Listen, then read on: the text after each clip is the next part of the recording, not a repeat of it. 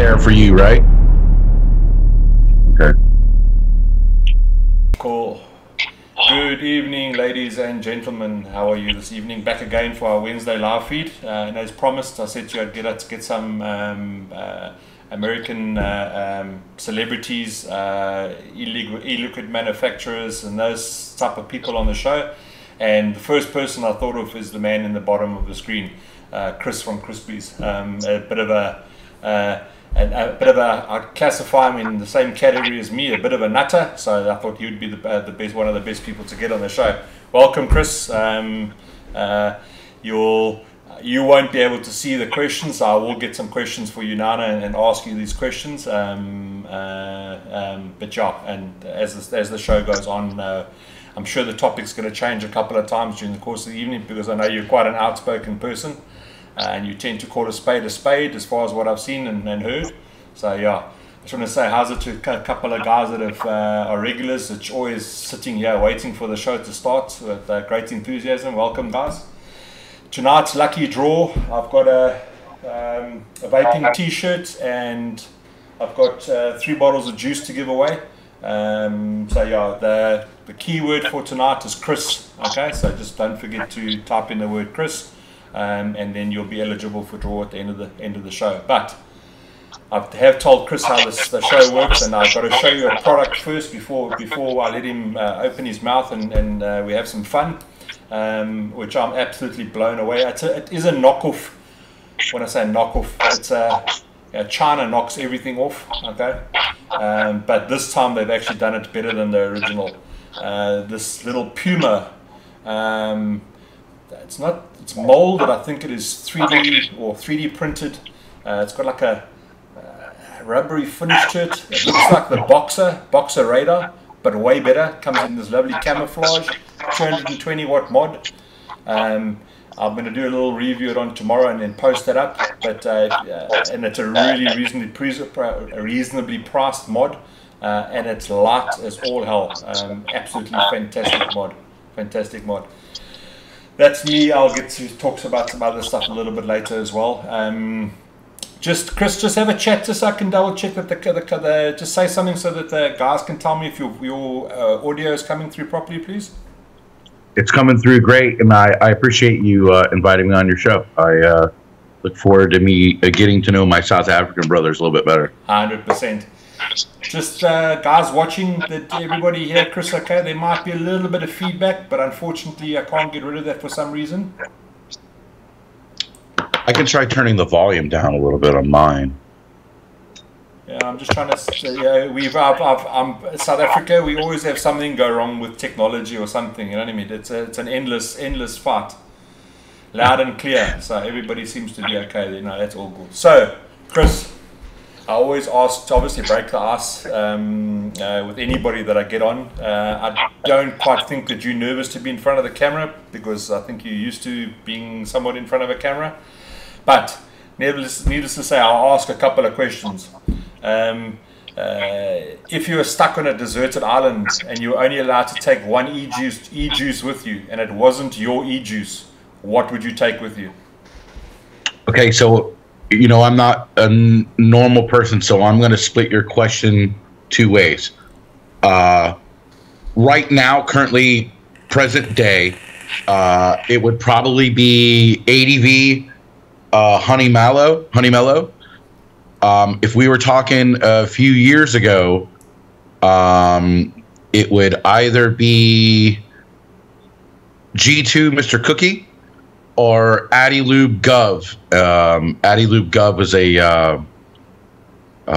came out in like 2012. It was a almond tobacco. I have a 500 milliliter bottle that I only use like 5 mil out of like every couple weeks, because the company doesn't exactly make it anymore. Okay, yeah. So you don't want to waste that stuff if it's brilliant, eh? If it's brilliant. It was my favorite. No, that's nice. I've never actually heard of those other two. I've heard of the ADV one, but I've never heard of those other two, and I've been vaping for a long time. So yeah. You know what? And I'm gonna amend my response slightly. Okay. Now that Alien Visions has brought back Boba's Bounty, I would say OG Boba's Bounty is in that top 3. I don't know if you ever had that, but it was one of the first.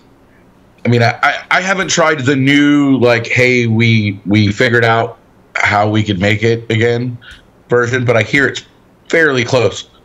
Yeah, no, I've vaped a hell of a lot of Boba's Bounty in my lifetime. Hell of a lot. An epic juice. Yeah. So G2 is an American company. You can still get Mr. Cookie. It's just not as maybe it was the devices that we had back then, but it's just different. You're the first person who's brought that up. Out of everybody that I've actually interviewed, you're the first person that's brought it up. I've been vaping for close to 10 years now. And yeah, same. When we started for vaping, it was these all mouth to lung tanks, and I used to absolutely love all the 5 pawns range. And right. I cannot vape those today on the current devices. It's just I cannot get that same nostalgic feeling that I used to get from those juices way back when, in those mouth to lung type tanks on these new sub-ohm type of devices, and even the mouth to lung devices these days. You can't get those flavors and taste. Well, so things have changed. You're dealing with whatever they use as filler instead of mesh or silica. I truly believe, I don't think 5 Ponds has changed any of their recipes to be more modern. Yeah. If we can use the word modern in the span of a decade. Yeah. I believe they're all the same. I tend to think that your palate changes slightly, and you can either advance or revert back at given times. There were liquids over the years that I thought were absolutely incredible at first, and then later on, they just average. I didn't like them. I just didn't like them anymore. Then that's why Addy Lube, that Gov flavor, is so unique. It never once, and I used to vape so much of that liquid that they paid me in it, and it never lost its flavor, never lost its. What's the flavor profile on that, if you don't mind me asking? It's an almond tobacco. Okay. And I'll tell you what. So I'm still really good friends with those guys. I'll see if I can have a bottle made for you. If you like tobaccos, I'll send it to you. I love tobaccos. My favorite tobacco of all time is VCT from Ripe Vapes. An excellent one. But so touching on what we were talking about a minute ago, I used to vape a lot of VCT, but I don't like it as much as I used to anymore, and I don't know if that's maybe my palate has changed or. Nah. I've said a million times on the show, if I could put it in my coffee, use it as mouthwash, use it as aftershave, I would do it, but it's just too expensive to do it that way. I've probably vaped in my lifetime 50 liters of the stuff. Yeah, agree. Yeah, I agree. Yeah, no, that's cool. Let me just check if there's any questions there, Chris. Just give me 2 seconds. Sorry. Guys, post some questions. There's a bit of an echo. Yeah, unfortunately, I can't get away from that. But yeah, the Puma is an absolutely epic device. Most of the guys might actually not even know who Chris is. Okay, so I'm going to pop up a photograph of my favorite out of all of these juices. Okay, is the Crispies. We got to hear of this through the grapevine. Obviously, in South Africa, we're living in a third world country. Although the vaping scene in South Africa is probably growing, in my opinion, a lot faster than the vaping scene in America. We tend to even get products before America does in South Africa. I think that's just purely because of the great demand that we've got in South Africa for them. But we got wind of this juice somehow, I don't know, and we were able to organize some. I think we got a couple of 100 bottles in of this stuff, and it lasted the grand total of like 10 days, and the entire stock was gone. Wow. I'm currently vaping on Bosphorus, which is another one of his. That's how you pronounce it, eh? Bosphorus. Bosphorus, yeah. Bosphorus. Okay. Crispies is obviously the label. It's how would you best explain Crispies? Marshmallows.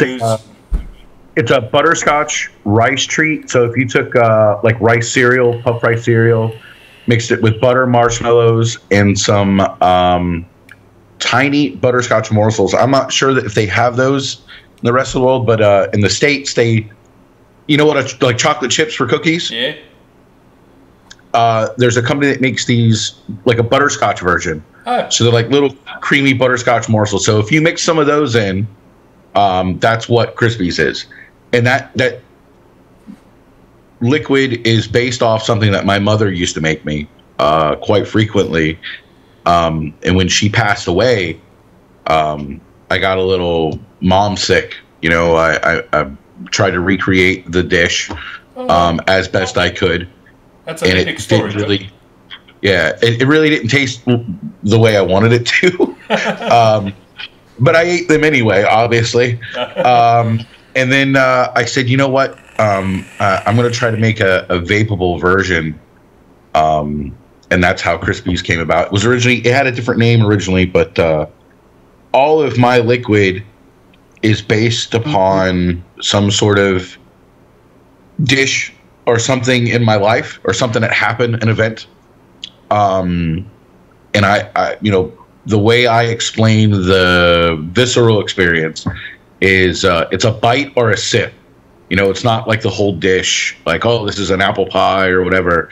It was as if you took a bite or a sip of that, you know, so you get a little bit of this, a little bit of that. You know, it's that's just how I mix. And that was originally how I started mixing. Oh, that's actually a very good way to explain it, I have to say. Very, very good way to explain it. I also a juice maker. I've got quite a few lines here in South Africa that we sell. And the reason I like Bosphorus is obviously because it's the pistachio. Correct. Yeah, I'm a great lover of pistachio. So I've done probably a good litre and a half of Bosphorus myself since we've got it. Nice. Absolutely epic juice as well. But I hear through the grapevine and obviously seeing through social media, we have not received any as yet, but we're waiting for Hugo's doing some consolidated order of your new juice that you've launched. That Smeechy, I think it's called. Smeech. Yeah, that's a peach mango smoothie. And I'll tell you what, I'll send you guys some. Remind me after the show. Okay. So I went out to California a few years ago, and they have a smoothie chain of stores called Jamba Juice. And we didn't have any of those in Florida at the time. And I went out there and had this peach mango smoothie and was like, hey, this is in my wheelhouse. This is what I like. So I came back and I made a liquid based off that. It's amazing. There was like my wife's a baker, so right. Hence the reason why my gut is so big, and hence the reason why I'm trying to lose some weight. But it is so much easier to make e-juice if you appreciate food. You know, a lot of people just scoff down food and not actually give any appreciation to it. But when you have seen the refineries that go into making a specific dish, an apple pie, hypothetically, and you can replicate that in e-juice, it definitely pays off. There's a question here. Sorry, say it. I'm sorry? Carry on. I thought I missed your question. One of the guys here in Durban says, what's your favorite mod? Lifetime or currently? Lifetime. I would have to say it's both my favorite and my nemesis. Or not the nemesis, but like, I don't know if you ever used the GGTS. No. It was a Golden Greek telescoping storm. It was a mod that came out in 2012 from Emio in Greece. And it was my first high-end mod. They were being flipped for $600. A friend of mine who I actually originally got back into vaping in 2009, he went a little full force in it. I ended up getting back into vaping, trying to go full time, and he sold me one at RRP, and it's kind of what led me to now. I started full time vaping after I got the device. Was no longer a dual user, so it's more a sentimental favorite than it is, best functioning, all around, well made. If we're gonna go modern, I use a slew of different devices, but the one that I use the most right now is a toss-up between my Vaping Architects Acron Cyclone Edition for a mech, and I'd say regulated would probably be my Box Mod Mafia Snitch, which is a D75 Squonker. But all of those are bottom fed. Okay, and you are a bottom fed person. You like your bottom fed. I'll be honest with you. There's not necessarily a specific style of vaping that I don't like. I'm not a huge fan of mouth to lung stuff anymore. I've bought a few the closed system devices, like the Juuls and whatnot. I really can't get a great vape off those. I don't know if it's just my style of vaping has changed, and I just don't get anything from it. I think that's the evolution of vaping. Everybody tends to, or some of it's actually come back from when I started vaping compared to now. Some of the old school type of devices, which have made its way back on the scene. But yeah, that's the evolution. People are also chasing clouds, and they're chasing flavor, and these new style devices giving you a hell of a lot better flavor than those old. And also the closed type of systems did give. So yeah, agree. Just check. T-Vapes asks, have you ever tried any South African e-juices? I have not. When I first started to become friends with people within the South African vape scene, I was added to a group. Was it High End South Africa? Yeah. Heska, I think you call that.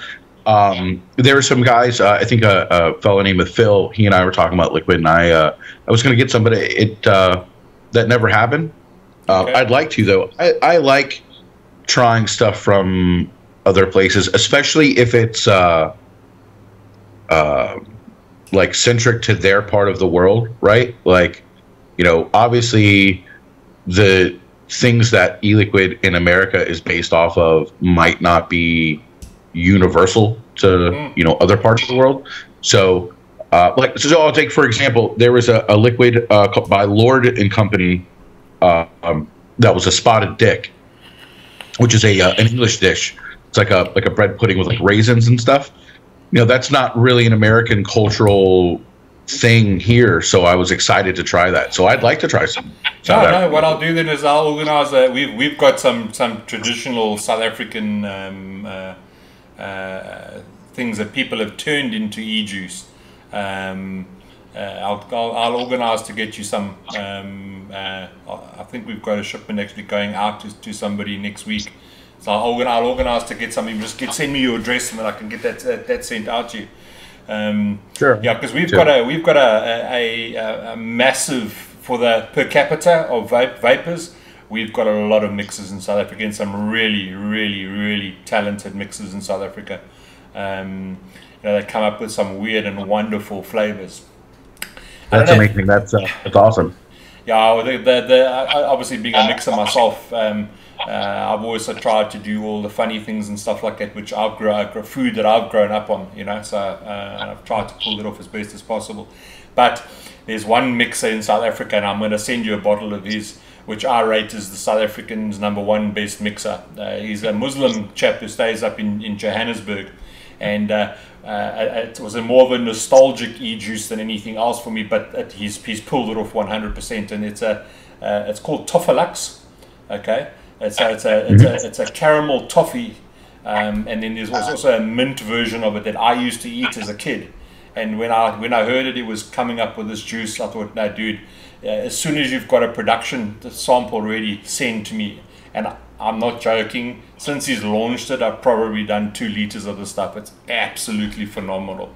So I'll get a bottle from him to send to you as well. I look forward to trying it. Cool. I like the profile already. Yeah, no, it's absolutely off the chart. And I've obviously been quite an old vapor. I've tasted a lot of juice, and there's very, very, very few juices that get put back in the bag. When we get restocked. That's what I tell people. There's a difference between liking something and rebuying it, or you know what I mean. Like, there's 100%. Plenty of liquids that I've liked that I've never really. I'll finish the bottle. I'm one of those people. I even when people ask me to try their stuff, I'll vape the entire bottle before I make a decision on whether I like it or not. Yeah. But there's few that I like that I just just because I like them doesn't mean that I would vape them again or I vape them with any sort of frequency. Yeah, we get that quite often because obviously having a brick and mortar store as well, and then having a little probably I'd say probably the biggest selection of local e-juice in South Africa on our shelves. We often get guys dropping off samples in the shop. I think in the December holidays I must have had 100 different sets of samples dropped off in the shop to try. But it's quite hard when you're tasting the same strawberry milk 4 times. It's in one day. Had my strawberry milk. Yeah. But I'm not making fun of the guys. Everybody is chasing the dream. So yeah, that's like a. Another guy asked the question: do you like high resistance, low wattage, or low resistance, high wattage? So I'm going to say low resistance, higher wattage, but there's going to be a caveat on that as well. So we're talking modern day lower resistance isn't what it used to be. In 2015, let's go back to like 14 when the term sub-ohm first became known. If you were at like a 0.6 or a 0.5, that was like, oh, it's sub-ohm. If that was considered low resistance, and you had to run that at like 50, 60 watts, that was considered high wattage because most devices right before that were like the DNA 20. Yeah. So now, I mean, I don't usually do the, 0.01, 300 watt type stuff. But with mechs, I go pretty low. That 0.02, 0.03 range. Yeah, actually answered your question as well as you wanted it to, yeah. But I don't advertise what wattage and ohmage I build to because I'm too scared that somebody's going to say, "But yeah, you built it. Why can't I build it?" And then they go kaboom. I get into a lot of flack on social media because I tend to call a spade, and I've refused people buying mechs because they don't know Ohm's law, they don't know what they're doing. So that's why, hence me not advertising what I build at, because I would hate somebody to do it and then make a faux pas and then end up having a lawsuit on my hands for some reason. Or just an incident, So, and the funny thing is, we live in the digital age, right? It's 2018. There's no reason, even if you don't understand Ohm's law, which isn't necessarily rocket science, but there's 1,001 applications for phones, for computers, websites where you can plug in that information. Especially if you I've been buying these pre-made coils from a fella in Russia. He tells me, on the paper, what the resistance is and what the composition of the coil are. I can plug that in in an app, and it tells me, using this specific battery, what where my range is, and there's charts for batteries. Like, there's no real reason to be ignorant unless you choose to be. I'm going to go with your latter words: choose to be. Correct. Yeah. So that's the thing. So I have a saying. There's nothing wrong with being ignorant, right? Because ignorant just means that you don't have the knowledge. The crime is knowing that you're ignorant and not seeking out the knowledge to become enlightened. Okay, did everybody hear him? So I'm gonna point at him the next time when someone moans at me. Yeah. Yeah, sure. Send them my way. Graham asks, Chris, what inspired you to create your own line of juices, considering your ADV are not juices of your own creation? Obviously, we know about the reason behind Crispies was you made that for your mom. But in general, what actually got you into deciding to manufacture your own line of highly successful juices? Well, so that answer is not as easy as it should be. So after doing DIY for many years and being connected to some people within the industry in the United States, I really didn't see a need to do commercial stuff. Plus I have a job. And then my stepdad fell ill. He contracted lung cancer attributed to smoking in 2015 ish. And his treatments were very expensive. He's older and was on state benefits. I don't know if you guys have that there, but like if you work all your life, there's a little bit of portion of your paycheck that goes to a fund, and then once you hit a certain age or you can't work, you're allowed to draw off that fund. It's called Social Security insurance, and it's not a lot of money. So I was looking for a way to help him pay his bills and his cancer treatment while also keeping my job. I wasn't looking to switch over full time. So I talked to some people, and I knew that the American regulations were coming.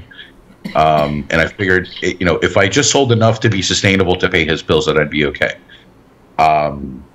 So I, about May of 2016, I started really to focus on, I got my business license and talked to some people about co-packing and decided to just jump. I took out of, like you were a mixer, I had a recipe book, about 48 recipes that were in various stages that I really liked, that I thought that other people might like as well. And decided to go, actually, and I almost got talked into it too from a local shop here, and decided to go full force. So I bought a bunch of equipment. I bought a bunch of ingredients and bottles, and did a shared space in a clean environment, and mixed up all 12 of my flavors that I liked the most, bottled them, and sold them to a shop here in Orlando, and that's what kicked it off.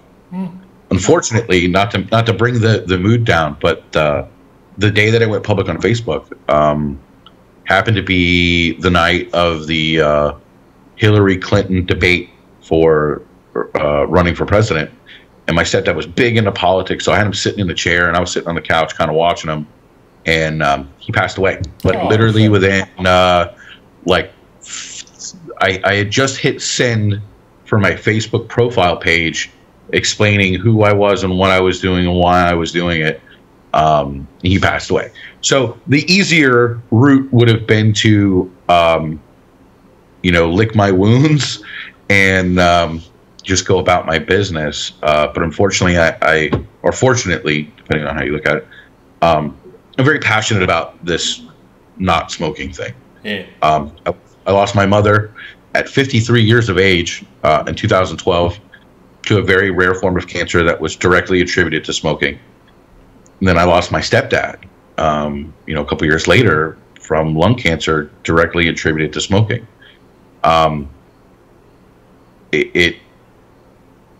What sort of legacy do you leave your parents, right? You're supposed to be better than your parents. Yeah. And I think one of the best things I could do to honor them is to convert other people, or give people the option. Yeah. Give people the option to not smoke. So that's why. That was the original why. Sure, that's a really heartfelt answer and heartwarming answer. Although it's not nice to know that you lost somebody during the course of the whole thing. But it's always nice to hear. What's the right word I'm looking for?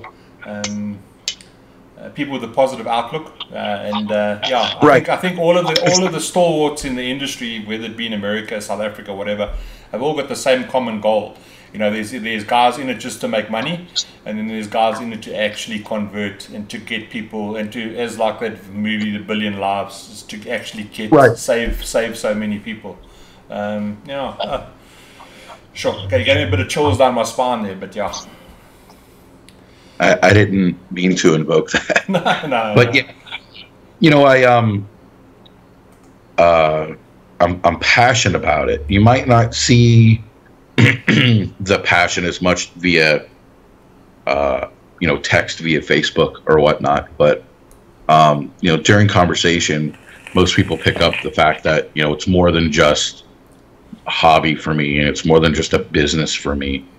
You know, I might not always appeal to, you know, every person that smokes. But to have the knowledge, you know, because I've been doing this for a long time, since 2009. Well, vaping since 2009.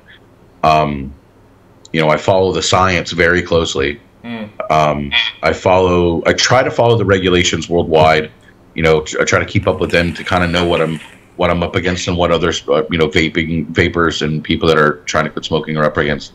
And you know, the general consensus is, even at its worst, right? Like, even if, you know, the worst thing that they found in e-liquid or vaping was a thing, that it's still 98% healthier or safer, not safer for you than smoking or using traditional tobacco.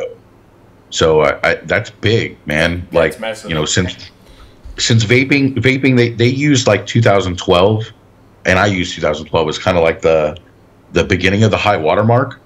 That's when vaping globally became more than just a hobby for most people. It was more than just a fad, right? Yeah.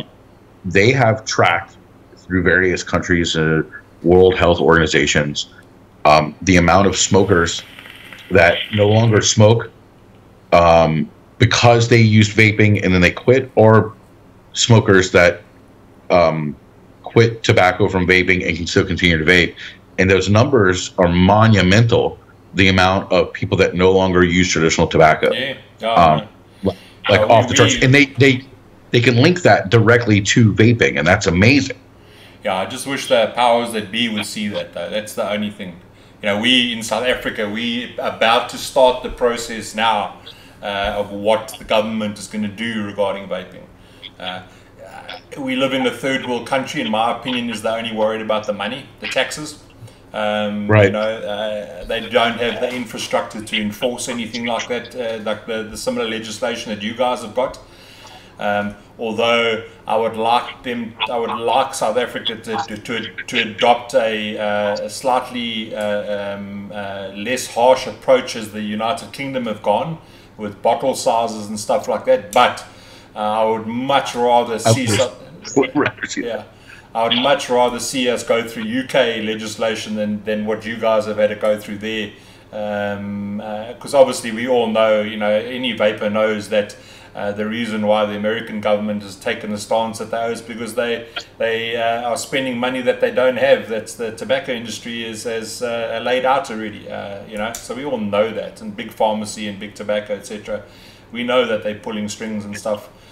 So yeah, we just praying. I don't mind taxes. You can tax me to death, but don't take away what's saving so many people's lives. It's that's right.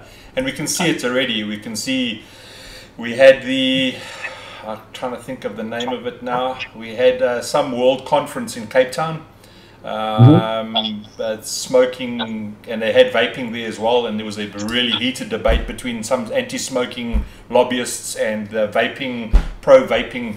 And one of the teams walked out. I don't know which one it was, but one of the teams walked out of the conference because of, obviously, they felt that other people were being ignorant or whatever. But at the end of the day, facts and statistics don't lie. You know what I mean? You know, I'm a living, breathing, eating, walking, sleeping statistic. You know, I unfortunately had to quit cigarettes for health reasons, and the doctor had said if you carried on smoking, I was going to be dead within a year. And that was 10 years ago. I couldn't walk up a flight of steps. I couldn't play sport. I smoked 10 cigars a day. Today I can play sport, I can walk my dogs, I can have fun with my kids. I obviously got a bit of weight on me, but which I'm in the process of losing. But I put my hand on the Bible that the only reason why I'm like that is because of vaping. It's and I've got 93% of my lung capacity back. From That's amazing. Someone who said that was going to, if I carried on, I'd be dead within a year. So yeah. No, that's I'm not one to call it a miracle, right? But it's kind of a modern version of that, if you could call it that. Yeah. I've met many people along the way that have a similar story. Health reasons, tried to quit, used everything, even the pharmacological stuff, and it just didn't work, and for some reason, and I know that it looks on the surface. I know I get people, right? Like, and my mom was one of those people, actually, when I started vaping. She's like, you're just swapping one thing for the other, because no one knew then, if it was a safer alternative. Yeah.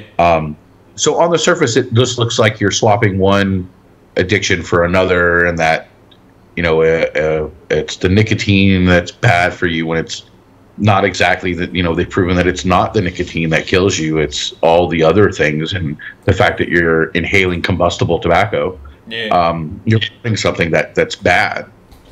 Once you get through that stigma, it helps, and then once you start showing people the numbers, it helps.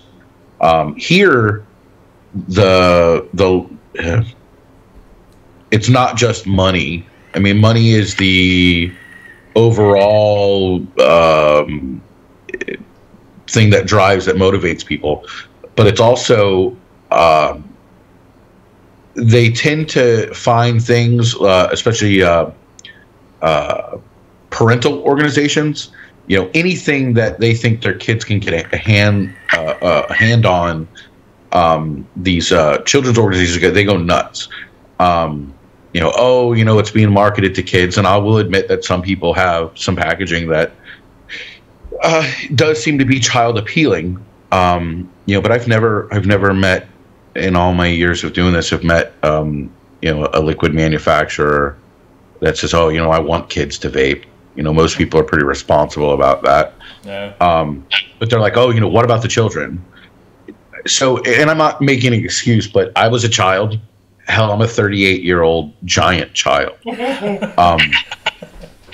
If I really wanted to do something, I could do it. There were ways around things. There was always a way to get things. I mean, hell, I had no real issues getting beer. When I was younger, and that the legal drinking age to purchase alcohol in the United States is 21 most places. So they just, it's easy for them to attack. Yeah. Especially and we're not the United States isn't the nanny state that say the UK is. No, or Australia. Australia is the nanniest state I have ever in my life. So I mean, but it's like that. There's pockets of groups of people that are like, we want to make the best decision for you because you're not smart enough to make those decisions yourself. And that's where part of that lobby comes from. And then because those people are constituents and they're voters, and those organizations have a strong voting base, they lobby against it. And then but the money thing is ultimately the driving force. We had some tobacco lawsuits back in the 80s and 90s where they see these big tobacco manufacturers, and part of that the payout of that suit is that they would pay billions and billions of dollars over a very long, drawn out time to all 50 states and to a bunch of people. And that number that they pay out is based upon tobacco sales. Yeah. So you would think organizations that are like anti-cancer, organizations, and the American Lung Association, the American Heart Association, and all these organizations that have been shown data that, hey, we now have less smokers. We're the job that you would like to see done is being done. That they would be happy, but they're not, because these organizations aren't just groups of people that hang out and talk about things. They're businesses. They're corporations in itself. The American Cancer Society is no different than Coca-Cola. They just don't have a product. They have a payroll. They have a marketing budget. So they're no longer receiving the money that they used to receive, because there's sorry about that. No problem. States are having a similar issue. America's a really big place, and it's kind of made up of 50 smaller countries, right? That are states, and they all have their own power as well. So each state gets that money, and instead of investing that money or saying, hey, this money might not last forever, they have taken this money and considered it part of their budget. So they look for this money every year to spend it on something. And now they don't have that money to spend. And it's often spent on things that are trivial, or, it doesn't go to roads or infrastructure or any of those things. So now they're seeing that not only are they not making as much money from this tobacco lawsuits, but now they're seeing other revenue it's a missed opportunity to tax. And I don't know if you guys have libertarians there, and I'm not necessarily a card carrying libertarian here. I'm not a huge fan of taxes. I don't think anybody's a huge fan of taxes.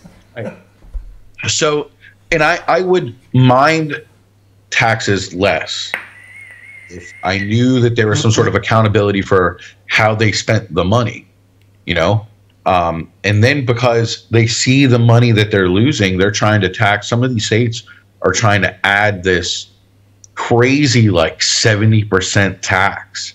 Like, they don't even tax cigarettes like that.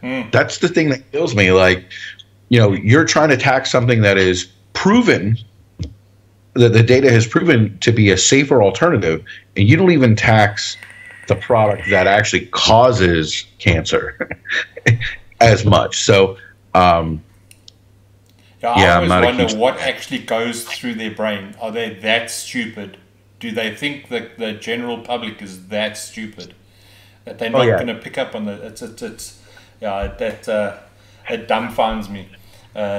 We in South Africa, obviously, if you're reading the papers that going on, or you ever follow South African politics, the corruption and backhands and that happens in this country, I think would make any first world country shiver, because it's we're talking hundreds of millions of rands, and or I would hazard a guess billions of rands have eluded the coffers through backhands and bribes and people buying 230 million rand houses and stuff like that.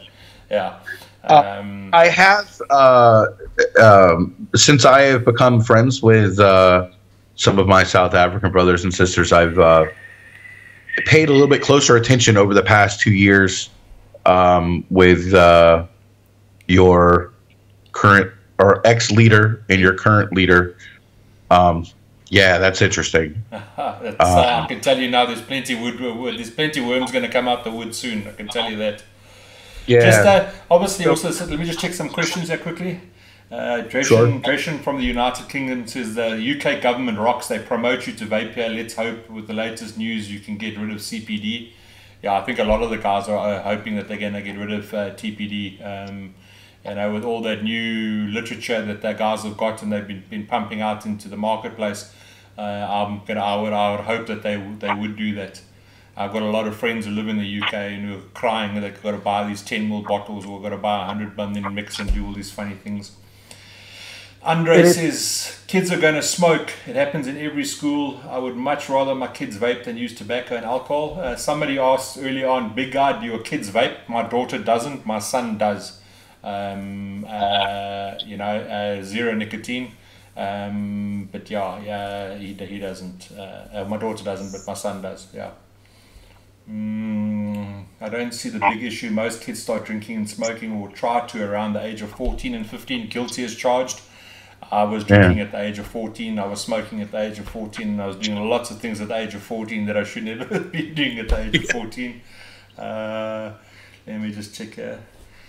And that doesn't mean that I necessarily approve of it, right? I mean, I don't. I would prefer that children didn't smoke or vape. Yeah. But I get it. You know, like I get it. Yeah, we've got a very strict policy in the shop. We do not sell to under 18s whatsoever. You come in the shop, you look like you're under 18, give me your ID, even though there's no legislation that says I have to ask for that. But if you come in with your mom and your dad, and you can prove that that person is your mother and your father, and they buy the goods for you, I can't stop that. Because if they would, I'm assuming that you would be a smoker, and that they're wanting you to, they've done the research and said, well, or in our opinion, vaping is better than smoking, so yeah, we'll let you vape. So yeah, I don't have a problem with that, but we won't sell to under 18s at all. Yeah, here it's pretty much automatically ID through the door at 18. Some states are trying to push for 21 for tobacco. Well, so they regulate vaping as a tobacco product here now. In California, you have to be 21, I believe, to purchase vaping products. So California has the most regulations out of any of the states. Sure. Yeah. And to touch on the UK TPD thing, I really like what the UK has done as far as the Royal College of Physicians and the NHS and how they've moved towards that. Now, if they can, I mean, they're even prescribing vaping as a cessation tool. Now, if they could, I mean, as a kind of a small government guy and kind of anti-regulation, I'm speaking out of both sides of my mouth there. I think regulation needs to be there because obviously we as an industry worldwide have proven that we can't really self-regulate ourselves the way we should. Yeah. It's what is that line? What is the happy medium? I think my biggest problem there, and that you've touched on something there that is politics. Okay, and when I say politics, sure, not politics from a government perspective, it's politics from the vaping community. That is, and I've got it on many years ago. We were having a discussion with an American company, which I will not mention the name of the company. And they were quite happy to say that they were actually part of the instigators in getting all this diacetyl thing onto the market, because their biggest competitor, they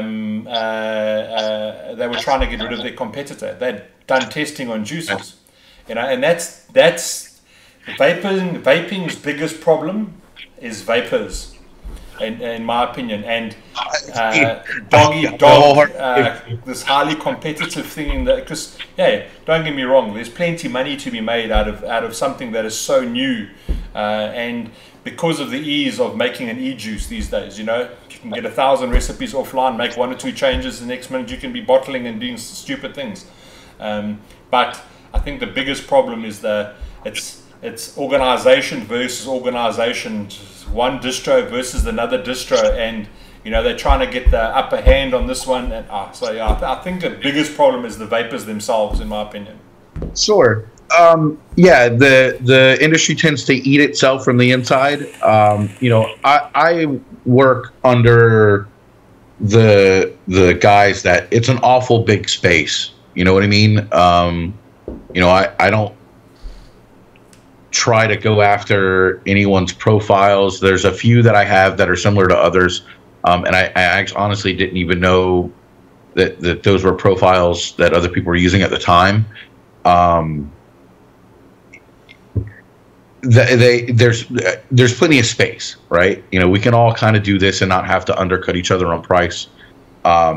We can provide a good product. It's a very niche market as well for being a very large space to be in. But unfortunately, greed and self-preservation usually drives people to do things that you know, they shouldn't. Yeah, no, 100%. We're seeing a change in South Africa that the not only the American companies, but some United Kingdom guys and Malaysian and etc. Have started using South Africa as a dumping ground for a lot of the people. We've got a lot of, so Vape has got a lot of friends in the States, and we've made lots of connections there. And every one of the distribution hubs that we deal with all said the exact same thing, that the 100ml e-liquid bottles are ruining the industry. 100%. And we see currently in South Africa all the, and I'm not going to mention brands and stuff like that because I don't want to perpetuate the cycle, but a lot of those American companies are dumping 100 mils in South Africa, and the consumer loves it because they're getting a 100 ml bottle at a reasonably good price, but they don't realize that what they're actually doing is actually ruining the industry, and going to eventually put hundreds, if not thousands, of businesses out of yeah, you know what I'm getting. We call that a cash grab. Meaning that they're trying to make as much money as possible. They don't have any faith in the industry. People that are willing to do that are, in my opinion, don't have any real faith that this industry is sustainable. Yeah. So they're trying to make as much money as humanly possible right now, and then diversify. Yeah. You know, go into something else, and then, you know, wait it out and see what happens. When the United States regulations went into effect August 8, 2016, at the average price of a 60 ml bottle of liquid here was between $25 and $32. On the wholesale end, it was $12. Yeah, on the wholesale end, it was about $13 or maybe $14, somewhere like that. A few months earlier, in this country, the average price of a 30 ml bottle was $22, and the wholesale price was around $12. So, you know, people saw these regulations coming, and they're like, oh, you know, there's no way it's sustainable, so I'm going to make as much money now, and then diversify and get out. Well, you know, vaping didn't die. I tell you what, it was a very dark day between August 8th, 2016, and I'd say about May of 2017, which also happens to be when I started my business. It was really difficult to sell product.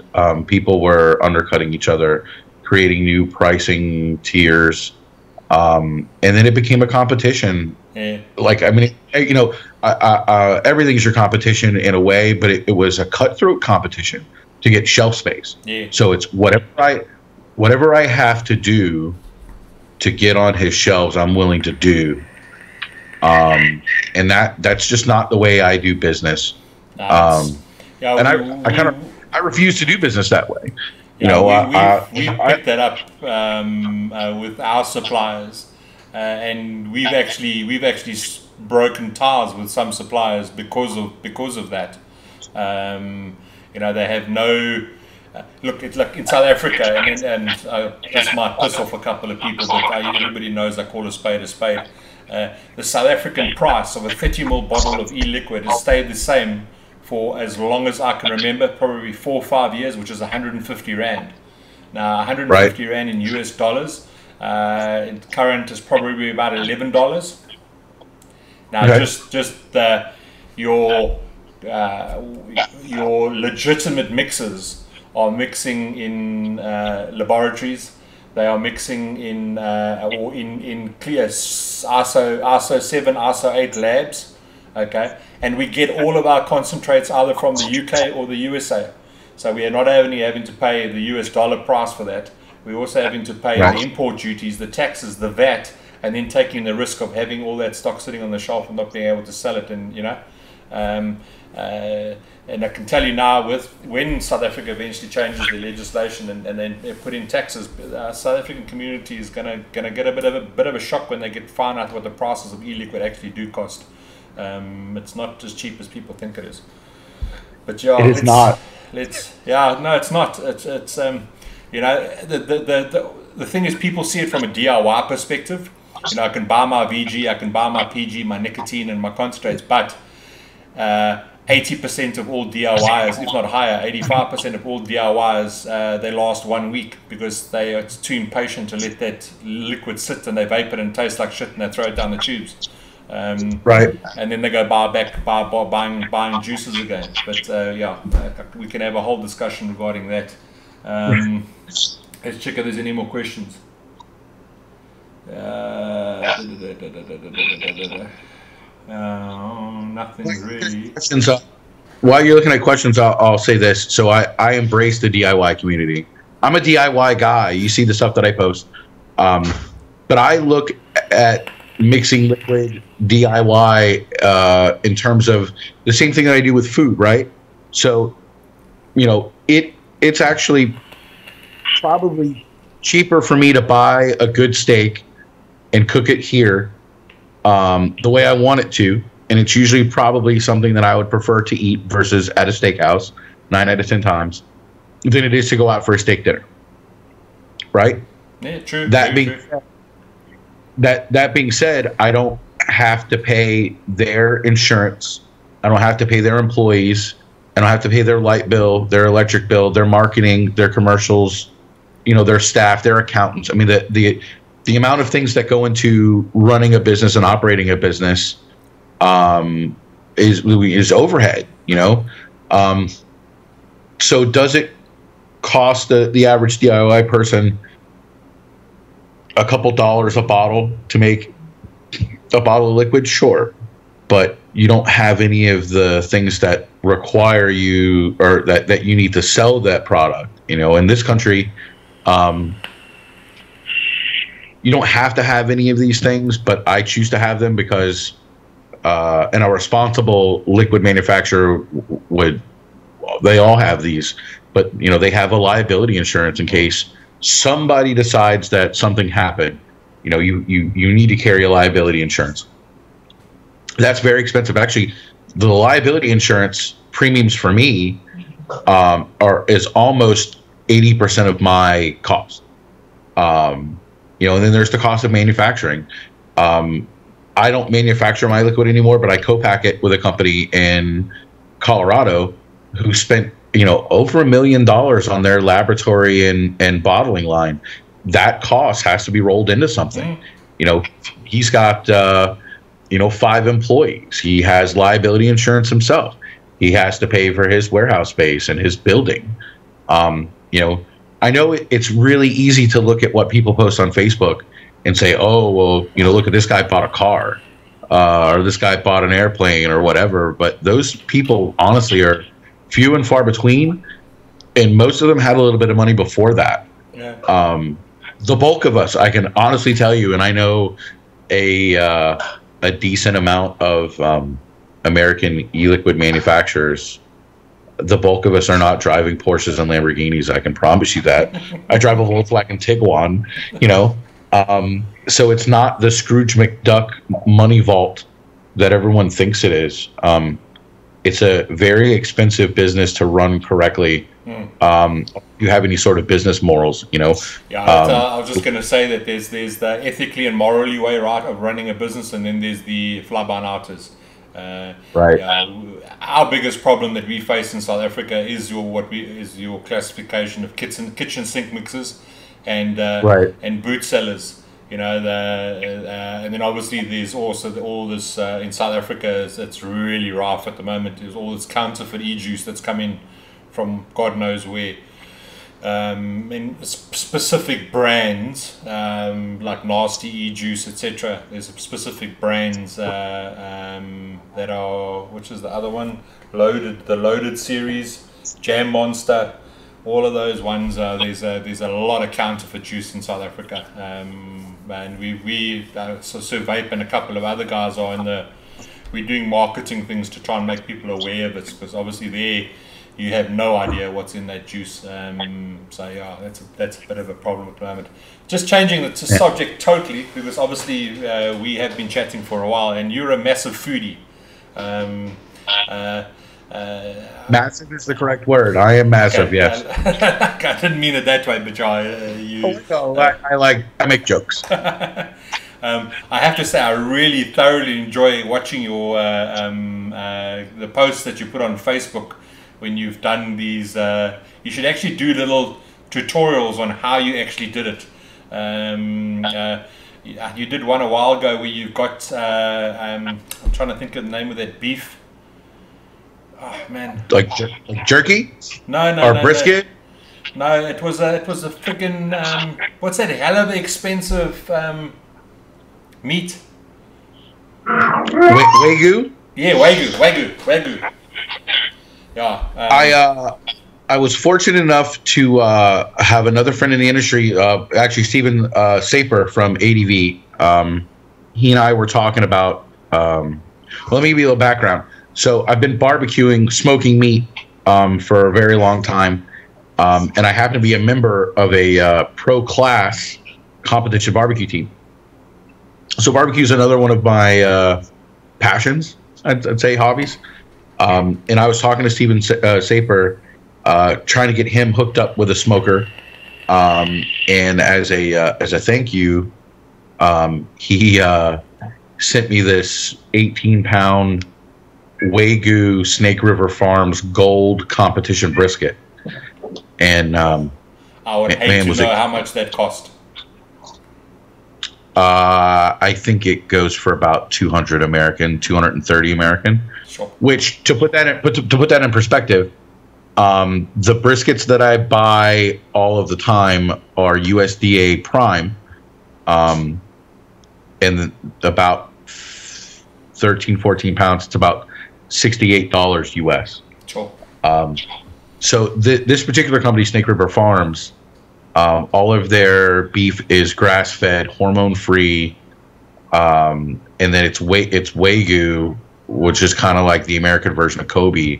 You know, they're all massaged, and they talk real nice to the cow. And hey, Mr. Cow, I hope you're having a good day.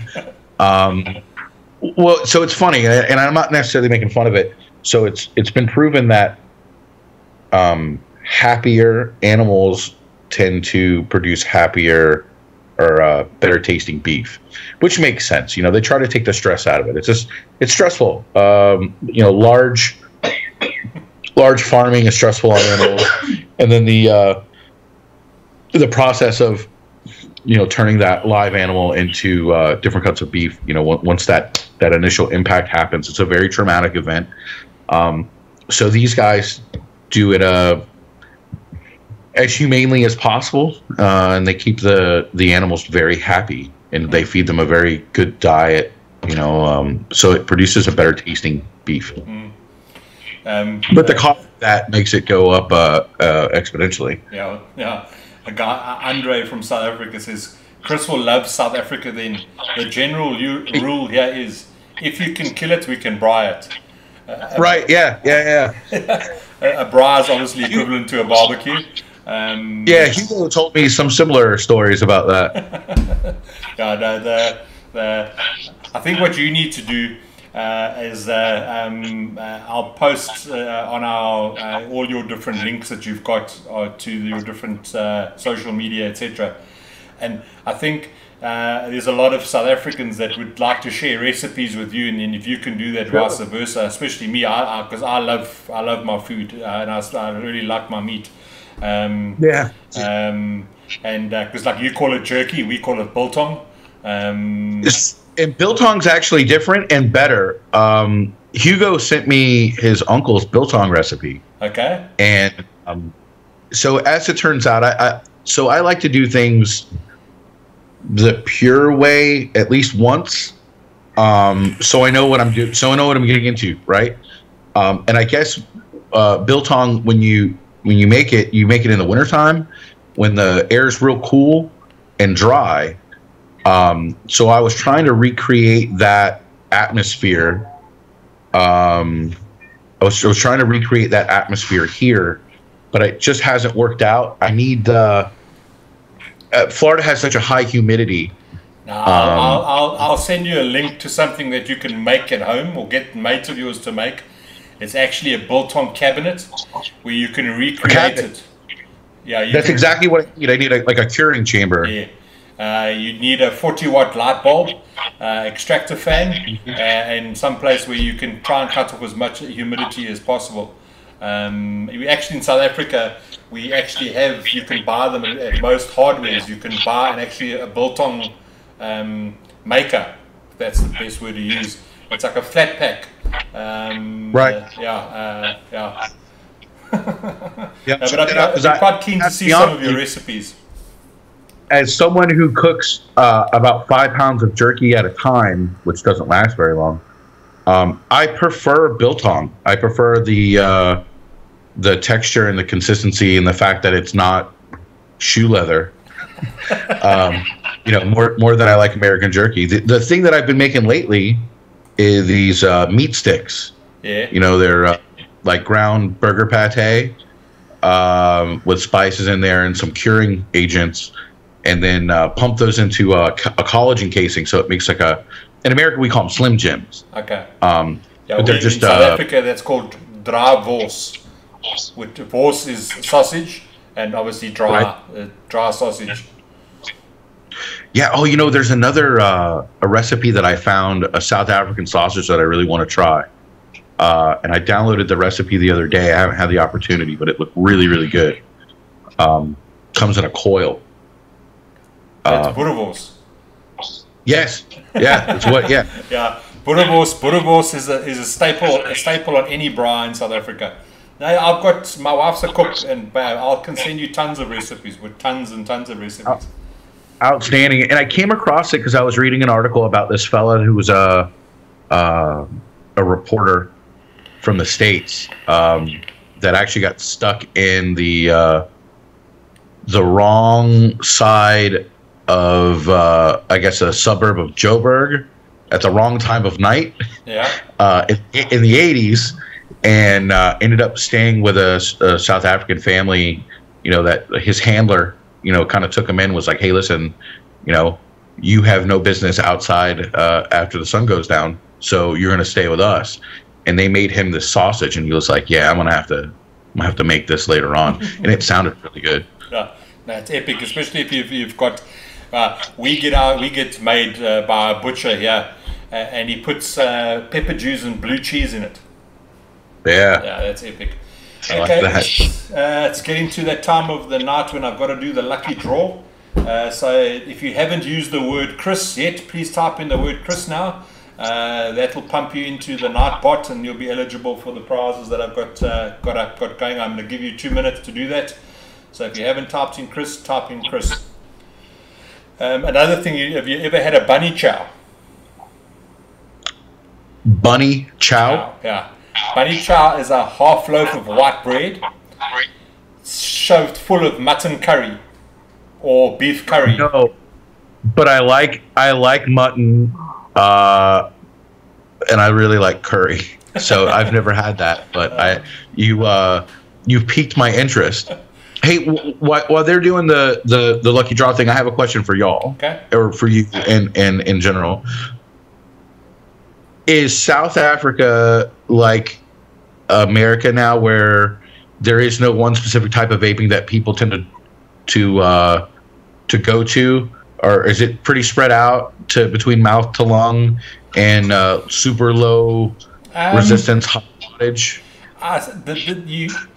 The older generation guys, so the guys that have been vaping for a long time, tend to slightly moving back to the more restrictive. I wouldn't put it mouth to lung.